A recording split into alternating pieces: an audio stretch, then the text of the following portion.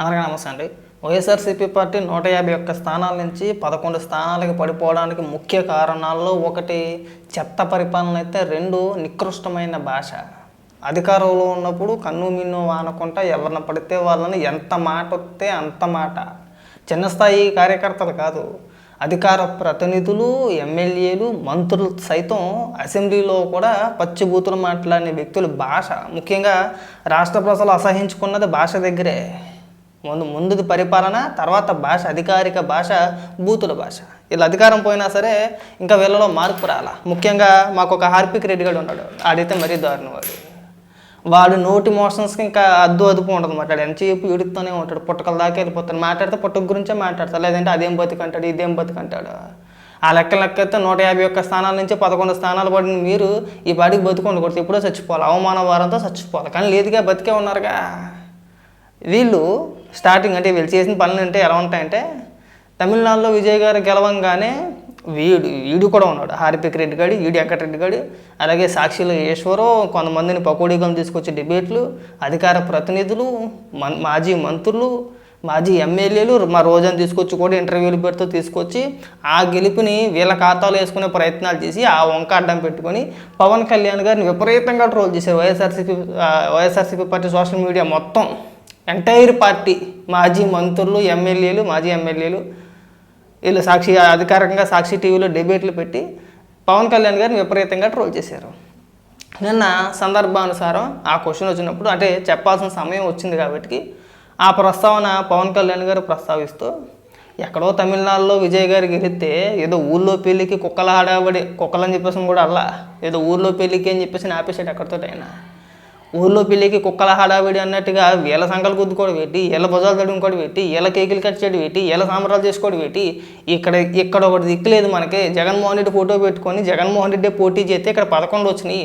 అలాంటిది వీళ్ళ సాంబరాలు చేసుకోవడం పెట్టి నన్ను అడగడం ఏంటని చెప్పేసి ఆయన ఒక డైలాగ్ కొట్టాడు. ఆయన దానికి కుక్కలు అనగానే పొలమని చెప్పేసి వచ్చేసాడు హార్పిక్ రెడ్డి గారు. అదేమని మాట్లాడుతున్నాడంటే, సింగిల్గా పోటీ చేయొద్దు, కుక్కలాగా గుంటనక్కలాగా పడి ఉంటా, సిగ్గు లేకుండా ఒప్పుకున్న పవన్ కళ్యాణ్. కారుమూరి సంచలన కామెంట్స్. సాక్షి టీవీలో పెట్టిన వీడియో మాట. ఒకసారి ఏమని మాట్లాడుతున్నాడు వినిపిస్తారు చూడండి. చాలా నెలల తర్వాత అనుకుంటా బయటకు వచ్చాడు మిస్టర్ పవన్ కళ్యాణ్.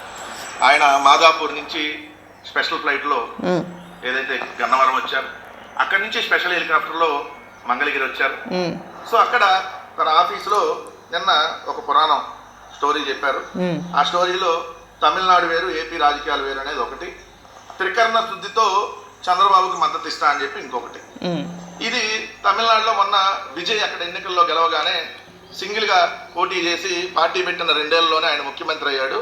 నువ్వు కనీసం 3వ ఎలక్షన్ కానీ ఎమ్మెల్యే కాల, అది కూడా 3 పార్టీలు మద్దతు ఇస్తే తప్ప నీ జీవితంలో నువ్వు ఎమ్మెల్యే కాల, ఇలాంటి బతుకు ఒకటి అవసరమా అని చెప్పి జనసేనలే ఈరోజు తీవ్రంగా వ్యతిరేకిస్తున్నటువంటి నేపథ్యంలో పవన్ కళ్యాణ్ ఏమంటాడు, ఊర్లో పెళ్లికి ఎవడో హడావిడైంది, పక్కన ఎక్కడో తమిళనాడు రాష్ట్రంలో ఎన్నికలైతే అక్కడెక్కడో వాళ్ళు ఎవరో సింగిల్గా పోటీ చేసి గెలిస్తే దానికి ఇక్కడికి సంబంధం ఏంది, ఆంధ్రప్రదేశ్ వేరు తమిళనాడు వేరు అంటున్నాను. అంటే ఊళ్ళో పెళ్లి కుక్కల హడావిడి అంటున్నాను. ఎవరు కుక్కలు? మీరే. అంటే నీ జనసేన మీరేరా? ఎవరు కుక్కలు అంటామని చెప్పేసి మళ్ళీ అమాయకంగా అడుగుతావు ఏంటి? మీరే. తమిళనాడులో విజయ్ గారు గెలిస్తే ఇక్కడ సంబరాలు చేసుకున్నది ఎవరండి? ఇక్కడ కేకులు కట్ చేసింది ఎవరో? ఇక్కడ బ్యానర్లు కట్టింది ఎవరో? సాక్షిలో డిబేట్లు పెట్టింది ఎవరో? జగన్మోహన్ రెడ్డి, విజయ్ గారి ఫోటో 2 ఫోటోలు పక్క పక్కన పెట్టి సేమ్ టు సేమ్ అక్కడ జగన్మోహన్ రెడ్డి గెలిపించేయడం చెప్పి భజన చేసుకున్నది ఎవరో? అడావిడి చేసింది ఎవరండి?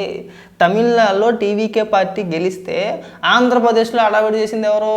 వైఎస్ఆర్సీపీ పార్టీ నాయకులు. అంటే మీరు కుక్కలన్నది మిమ్మల్ని, పోనీ మీరు అన్నట్టుగానే మిమ్మల్ని కుక్కలానే అన్నట్టుగానే పరిగెట్టుకొచ్చేసేవి వాళ్ళు. అందుకే కదా మిమ్మల్ని ఆ డైలాగ్ కుట్టిన వాళ్ళనే కదా. మరి లేకపోతే తమిళనాడుకి మనకి ఏం సంబంధం అండి రాజకీయంగా? పోనీ మీరేమైనా అధికారికంగా టీవీకే పార్టీకి అంటే విజయ్ గారి పార్టీకి మద్దతు తెలిపారు అనుకుందాం ఒకసారి. ఈ ఎన్నికల ముందు మీరు ఆంధ్రప్రదేశ్ మీ అధికార ప్రతినిధులు కావచ్చు, లేదంటే మాజీ ఎమ్మెల్యేలు కావచ్చు, పోనీ ఏమైనా మీరు తమిళనాడులో ఏమైనా ఎన్నికల్లో ప్రచారంలో పాల్గొన్నారా? లేదు. పోనీ బహిరంగంగా పోనీ ఏమైనా మద్దతు ఏమైనా ఇచ్చారా? ఇవ్వలేదు. మీరు సపోర్ట్ చేసింది డిఎంకే పార్టీకి, ఘోరంగా ఓడిపోయారు, అది అందరికీ తెలిసిన విషయమే. విజయ్ గారు గెలవంగానే ఏదో ఒక సందర్భంలో ఫోటో పట్టుకున్నారని చెప్పేసి నాకు క్రెడిట్ మొత్తం దొబ్బెత్తనికి ఇక్కడ చూసి కేకులు కట్ చేశారు, జై జగన్ అని చెప్పేసి నినాదాలు చేశారు. జగన్ మూలంగానే అక్కడ అధికారంలోకి వచ్చారని చెప్పేసి క్రెడిట్ చోరీ చేసే ప్రయత్నం చేశారు. అయ్యబాబు జగన్మోహన్ రెడ్డి క్రేజ్ మామూలు క్రేజ్ కాదు. జగన్మోహన్ రెడ్డిని చూసి ఓటు వేయలేదు, విజయ్ గారిని చూసి ఓటు వేయలేదు, జగన్మోహన్ రెడ్డి మొఖం చూసే ఓటేశారని చెప్పేసి భజన చేశారు. మామూలు ఆడావడి చేయలేదుగా. ఆ 4-5 రోజులు మొత్తం ఉదరగొట్టేశారు. ఎక్కడా లేదు అంత భజన. మన రాష్ట్రంలో కూడా మీరు చేసినంత ఇదిగా ఏ రాష్ట్రంలో కూడా చేయలే. మీకు అంత పిచ్చెక్కిపోయింది మాట. అప్పుడు అదే వంక అడ్డం పెట్టుకుని అదే సమయంలో పవన్ కళ్యాణ్ గారిని ట్రోల్ చేయడం స్టార్ట్ చేశారు. ఎందుకు చేశారు మరి? మొదలు పెట్టింది ఎవరు? మీరు మరి అంటారా? ఎవడన్నా అంటాడు. మెడకాయ మీద బురకాయ ఉన్నవాడు ఎవడైనా సరే అదే మాట అంటాడు. అదేటండి, తమిళనాడులో ఎక్కడో రాజకీయంగా ఒక పార్టీ అధికారంలోకి వస్తే అక్కడికి మనకి ఏం సంబంధం? వీళ్ళు ఎందుకు సంకలు కూదుకుంటున్నారు? వీళ్ళు ఎందుకు అడావిడి చేస్తున్నారు? మేము అండబెట్టి మీకు మద్దతు తెలిపి ఆ కేఎస్ ప్రసాద్ ఆ పాషానే ఇదేంటండి ఊళ్ళో పిల్లకి కుక్కలు ఆడావిలాగా వీళ్ళు గిలకలు ఆడిపోతున్నారని చెప్పేసి వాళ్ళే అన్నారు. వాళ్ళే చెప్పారు. ఇక్కడికి వచ్చి పెద్ద పెద్ద అరుపులు పెడతారు చూడు. ఇప్పుడు వాళ్ళు నిన్ను ప్రశ్నిస్తే వాళ్ళు కుక్కలని దృష్టిలో. అవును, కుక్కలే. లేదంటే జర్నలిస్టులు ఎవరన్నా ప్రశ్నిస్తే కుక్కలా? కంపారిజన్ తీసుకొని వచ్చి ఎవరన్నా మాట్లాడితే కుక్కలు అవుతారు. కుక్కలేనండి. కుక్కలు కాకపోతే ఏమనాలండి మిమ్మల్ని? సిగ్గుసారి అనిపించట్లేదు ఏంటండి? కుక్కలు అనకపోతే ఏమనాలండి? తమిళనాడు రాజకీయాలకి మన రాజకీయాలకి ఏం సంబంధం ఉంటే ఒకదానికి సమాధానం చెప్పండి మీరు. పోనీ అక్కడ రాజకీయ పరిస్థితులు వేరు, మన రాష్ట్రంలో రాజకీయ పరిస్థితులు వేరు. పోనీ అలాగే లెక్కేసుకుందామండి. విజయ్ గారు పార్టీ పెట్టిన 2 ఏళ్లలో మొదటిసారి ఎన్నికల్లో పోటీ చేయగానే అధికారంలోకి వచ్చేసారు. జగన్మోహన్ రెడ్డి ఎప్పుడు వచ్చాడండి? ఎప్పుడు పార్టీ పెట్టాడు? 2011లోనే ఎప్పుడు పార్టీ పెడితే 2019లో అధికారంలోకి వచ్చాడండి. 8 ఏళ్ళు పట్టింది. మరి జగన్మోహన్ రెడ్డి కంటే విజయ్ గారికే క్రేజ్ ఎక్కువ కదా. మరి ఇక్కడ జగన్మోహన్ రెడ్డి శాతకానోడు కదా. 2019లో 151 స్థానాలు ఇస్తే 2024కి 11 స్థానాలకు పడిపోయాడు. ఉన్న 151లో కనీసం సకానికి సగం కూడా నిలబెట్టుకోలేకపోయాం కదా మనం. ఏమండి, సకానికి సగం అని నిలబెట్టుకున్నారా? పోనీ ఎంత దరిద్రపూటి పరిపాలన చేసినా సరే. ఇప్పుడు స్టాలిన్ గారికి ఏమీ అంత ఘోరంగా రాలా. 60 ఇంచుమించుగా బాగానే వచ్చినాయి వాళ్ళకి కూడా. చెప్తున్న ఉదాహరణకి మనకి ఎన్ని వచ్చినాయండి? మనకి ఎంత శాతం వచ్చినాయి? 175 స్థానాల్లో పోటీ చేస్తే మీకు వచ్చిన సీట్లన్నీ 11. ఎందుకు పడిపోయాం? 151 స్థానాల నుంచి ఈ 11 స్థానాలకు పడిపోవడానికి గల ముఖ్య కారణం ఏంటి? మీ నోడుదోల. ముఖ్యంగా మెయిన్ కారణం దరిద్రపు కొట్టు పరిపాలన, అవగాహన లేని నిర్ణయాలు, ఏమన్నా సరే బూతుల దాడి. ఇలాంటి ఈ నోటి తోలగాలు ఎవరైతే ఉన్నారో ప్రధాన కారణం జగన్మోహన్ రెడ్డికి 11 స్థానాలకు పడిపోవడానికి ప్రధాన కారణం మీరే. ప్రతిదానికి సంకలు గుద్దుకోకూడదండి. ఏదైనా ఒక సినిమా రిలీజ్ అవుతుంది అనుకోండి, పెద్ద హీరోలది, ప్రభాస్ గారిదైనా, రామ్ చరణ్ గారిదైనా, లేదంటే అల్లు అర్జున్ గారిదైనా, మహేష్ బాబు గారిదైనా, ఎవరిదైనా ఒక పెద్ద హీరో సినిమా అవుతుందంటే 5 నెలల ముందు నుంచి స్టార్ట్ చేస్తారంట. 5 నెలల ముందు నుంచి ఆ సినిమా పోస్టర్లు, ట్రైలర్లు, లేదంటే ఇంకోటి టీజర్లు అలా రిలీజ్ చేస్తారు కదా. మొదటిసారి పోస్టర్లు రిలీజ్ చేసిన కానించి మొదలు పెడతారంట వీళ్ళు. ఏ విధంగా? వాళ్ళే ఫేక్ అకౌంట్ క్రియేట్ చేసి చంద్రబాబు నాయుడు గారి ఫోటోతో ఒకటి, పవన్ కళ్యాణ్ గారి ఫోటో పెట్టి ఒకటి, ఇలాగ జగన్మోహన్ రెడ్డి ఫోటోలతో ఉన్న కొన్ని ఐడీలు వాళ్ళే క్రియేట్ చేసి జగన్మోహన్ రెడ్డి ఫోటోతో ఉన్న ఐడీలతోనేమో ఆ హీరోకి సంబంధించిన సినిమాను, ఆ హీరోను పొగుడుతూ కామెంట్లు పెడతారంట. చంద్రబాబు నాయుడు గారి ఫోటో, పవన్ కళ్యాణ్ గారి ఫోటోతో ఉన్న ఐడీలు ఏవైతే ఉన్నాయో వాటితోని ఆ హీరోని, ఆ సినిమాని తిడుతూ కామెంట్లు పెడతారని చెప్పేసి ఎవరు చెప్పారండి? నిన్నమానాడు దాకా మీతో పాటు కలిసి పనిచేసిన ఆ జర్నలిస్ట్ పాషా ఎవరైతే ఉన్నారో ఆయన స్వయంగా చెప్పాడు. ఆయనకి తెలియదా వ్యవహారం అది? నిన్నమానాడు దాకా మీకు భజన చేసిన వ్యక్తే, మీ సాక్షిలో కూర్చొని మాట్లాడిన వ్యక్తే, జగన్మోహన్ రెడ్డికి విపరీతంగా బంద్ చేసిన వ్యక్తే. అంటే మీ సోషల్ మీడియా గురించి, మీ ఆలోచన విధానాల గురించి వాళ్ళకి తెలియదండి.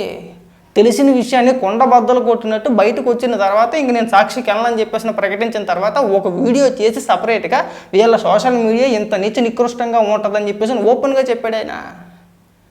దానికి మీరు ఒక్కడి మాట అలా మా పార్టీ అలా చేయదని చెప్పేసి అని మీరు ఏ విధంగా విద్వేషాలు రెచ్చగొడతారో మాకు తెలియదా? ఇప్పుడు పక్క రాష్ట్ర రాజకీయాలు ఆంధ్రప్రదేశ్లో ముఖ్యం అయిపోయినాయి. ఇక్కడ మనకి ఇక్కడ దిక్కు దివానా లేదా? మన బొత్తుకి ఇక్కడ 11 వచ్చినాయా?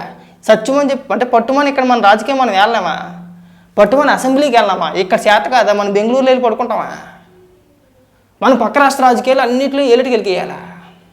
ఇక్కడ అసెంబ్లీకి వెళ్ళడానికి భయపడిపోయే వ్యక్తి పక్క రాష్ట్రంలో విజయ్ గారిని అధికారంలోకి తీసుకొచ్చేసాడంటే నవరా అండి.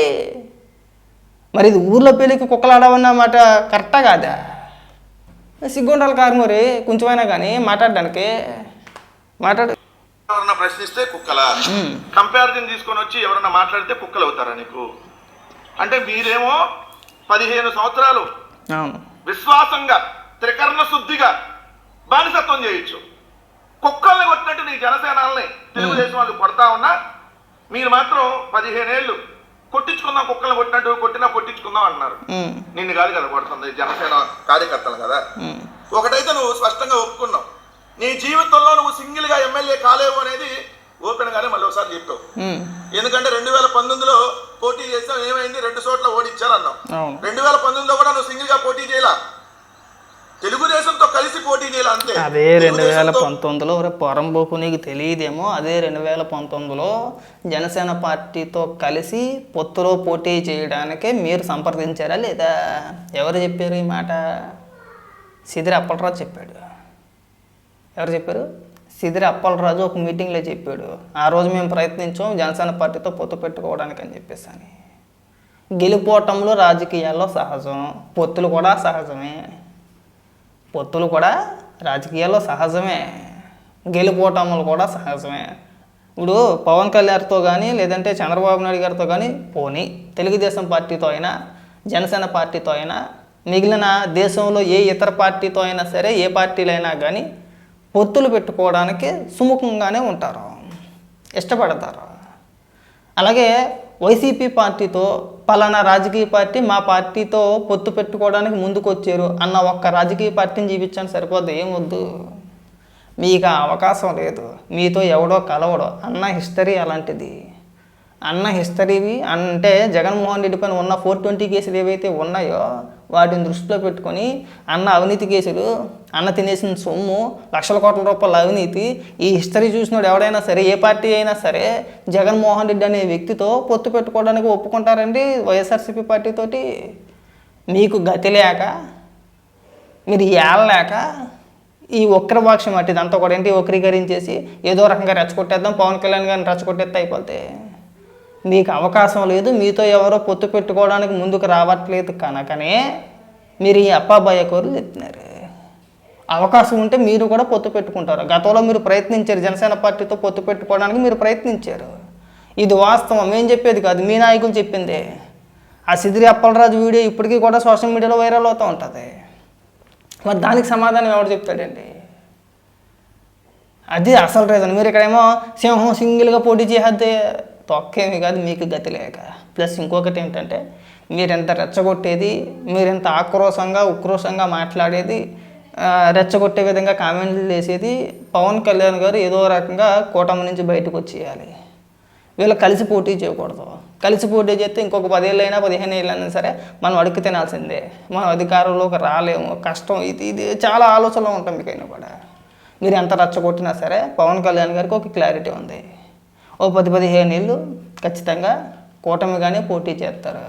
మీరు ఎంత ఏడ్చి గగ్గోలు పెట్టినా సరే, మీరు ఎంత రెచ్చగొట్టి ప్రయత్నాలు చేసినా సరే ఇదైతే మారదు. ఇంక మీరు పిసుక్కోవడమే. ఇకనైనా సరే ఈ నోటిదోల వ్యవహారాలు కాస్త తగ్గించుకుంటే ఆ 11 స్థానాలలాగా నిలుపుకుంటారు, అలాగా కాపాడుకోగలుగుతారు. మిమ్మల్ని రాష్ట్ర ప్రజలు అసహించుకోవడానికి మెయిన్ కారణం ఏంటి? ఈ భాషే కదా, ఈ నోటిదోలే కదా. సంబంధం లేని అంశాలన్నింటినీ తీసుకొచ్చి రాజకీయంగా చంద్రబాబు నాయుడు గారికో పవన్ కళ్యాణ్ గారికో ముడియేసేసి మనం విచ్చలవిడిగా చేసేస్తూ ఉంటాం. సరే, మీ కంపారిజన్ బాగానే ఉంది, ఓకే, పక్కన పెడదాం కాసేపు. తమిళనాడులో విజయ్ గారు గెలిచారు, అలాగే ఇక్కడ పవన్ కళ్యాణ్ గారు ఓడిపోయారు, పని అనుకుందాం, కాసేపు అనుకుందాం. ఏ ముఖ్యమంత్రి కొడుకు కూడా అవినీతి కేసుల్లో ఇప్పటివరకు తెలుగు రాష్ట్రాల్లో ఎవరు కూడా జైలుకి వెళ్ళా. ఇప్పుడు లోకేష్ గారు ఉన్నారు, చంద్రబాబు నాయుడు గారు ఇది 4వసారి ముఖ్యమంత్రిగా చేయడం, ఆయన పైన ఇటువంటి అవినీతి కేసులు లేవు. గతంలో ఎన్టీ రామారావు గారు ముఖ్యమంత్రిగా ఉన్న చేశారు, ఆయన కుమారుల పైన ఒక్క అవినీతి కేసు లేదు, ఒక్క మరక లేదు, ఒక్క ఆరోపణ కూడా లేదు. బాలకృష్ణ గారి పైన అయినా, హరికృష్ణ గారి పైన అయినా, లేదంటే మిగిలిన కుటుంబ సభ్యులపైన అయినా ఎవరి మీద కూడా ఒక్క అవినీతి మరక లేదు, ఒక్క కేసు లేదు, ఒక్క ఆరోపణ లేదు. రాజశేఖర రెడ్డి గారు 5 సంవత్సరాల 6 నెలలు ముఖ్యమంత్రిగా చేసేదే లేదో కానీ కొడుకు లక్షల కోట్ల రూపాయలు అవినీతి, లక్షల కోట్ల రూపాయలు సంపాదించేశారు, 1000 ఎకరాలు కొనేశారు. అన్న 16 నెలలు జైల్లో ఉన్నాడు, 43,000 కోట్ల రూపాయలు ఈడీ జప్తు చేసింది. ఎలా అండి? పోనీ పక్క రాష్ట్రం తీసుకో, కేసీఆర్ గారు 10 ఏళ్ళు ముఖ్యమంత్రిగా చేశారు కదా, కేటీఆర్ గారి పైన ఆరోపణలు వస్తున్నాయి, ఇంకా అరెస్ట్ చేయలే, ఇంకా జైలుకి వెళ్ళా. అయిందా? దాదాపు 2 ఏళ్ళ పైన అయిపోతుంది కదా తెలంగాణలో కూడా ఎన్నికలు జరిగి, అధికారం మారి, ప్రభుత్వం మారి. ఆరోపణలు వస్తున్నాయి, లేదు ఇంకో దాంట్లో ఆరోపణలు సహజం, అది నిరూపితం అయినాయా లేవు. మరి మా నాన్ననే 16 నెలలు ఎందుకు పెట్టారండి జైల్లో? ఎందుకు పెట్టాడు? మరి దీనికి సమాధానం ఎవరు చెప్తాడు? ఈ కంపారిజన్ బాగానే ఉందండి. సరే, తమిళనాడు గురించి మనకు అంత అవగాహన లేదు. అక్కడ కూడా ఎవరు కూడా మాజీ ముఖ్యమంత్రుల కొడుకులు జైలుకి వెళ్ళినట్టు, అవినీతి కేసుల్లో జైలుకి వెళ్ళినట్టు లేదనుకుంటా, తెలియదు నాకు అంతగా, ఉండకపోవచ్చు. మరి మన రాష్ట్రంలోనే ఎందుకు ఉందండి? అందులోనూ ముఖ్యంగా జగన్మోహన్ రెడ్డిని ఎందుకు వేసారండి? తప్పు చేసాడు కాబట్టి, తినేసాడు కాబట్టి. మరి అలా ఎందుకు కంపేర్ చేసుకుంటలేదండి? అలా పోల్చుకుంటే జగన్మోహన్ రెడ్డి ముఖం తుప్పుకుని ఊసేయచ్చు కదండి మనం అందరం కూడా. ఏమండి ఊయద్దా? పక్క రాష్ట్రంలో కేసీఆర్ గారు 10 ఏళ్ళు ముఖ్యమంత్రిగా చేశారు. ఎప్పుడో గతం వద్దు, మనం దశాబ్దాల కాలం కిందకి వెళ్ళిపో అవసరం లేదు. ఒక 30 ఏళ్ళ కిందకి, 40 ఏళ్ళ కిందకి వద్దండి, రీసెంట్గానే చూసుకుందాం. ఎక్కడి వరకు వద్దు. మరి రాజశేఖర రెడ్డి గారు 5 సంవత్సరాలు 6 నెలలుగా ముఖ్యమంత్రిగా చేసింది. మరి అన్ననే ఎందుకు లోపలేశారు? దానికి సమాధానం చెప్పగలగాలి కదా. ఆ కంపారిజన్ కూడా ఉండాలి కదండి. పక్క రాష్ట్రాలతో పోల్చి మనం మాట్లాడేటప్పుడు పక్క రాష్ట్ర ముఖ్యమంత్రుల కొడుకులతో కూడా పోల్చి ఇగో జగన్మోహన్ రెడ్డి ఇందులో గొప్ప అని చెప్పే ప్రయత్నాలు చేయాలి కదండి. పోనీ ఆ కేసులు ఏమైనా కొట్టేశారండి? లేదు. కోర్టు వాయిదాలకు కూడా వెళ్ళడు అన్న ఈ సిబిఐ కేసులు ఏవైతే ఉన్నాయో వాటికి సంబంధించి కోర్టు వాయిదాలకు కూడా వెళ్ళడండి. మరి ఆ కంపారిజన్ ఎందుకు చేయట్లేదండి? ఇక్కడి నుంచి వస్తా చూడు, ఖచ్చితంగా అది కూడా చేస్తారు. అందరు ముఖ్యమంత్రులు కొడుకులు ఎలా ఉన్నారో, జగన్మోహన్ రెడ్డి ఎలా ఉన్నాడు, రాజశేఖర రెడ్డి కొడుకుగా జగన్మోహన్ రెడ్డి ఎలా ఉన్నాడు, వాళ్ళేంటి వీళ్ళేంటి, ఎవరు గొప్ప అనేది అవి కూడా వస్తాయి ఇక్కడి నుంచి. సో ఏదో కంపారిజన్లో మానేస్తే బాగుంటుందండి, ఇవి తగ్గించుకుంటే బాగుంటుంది.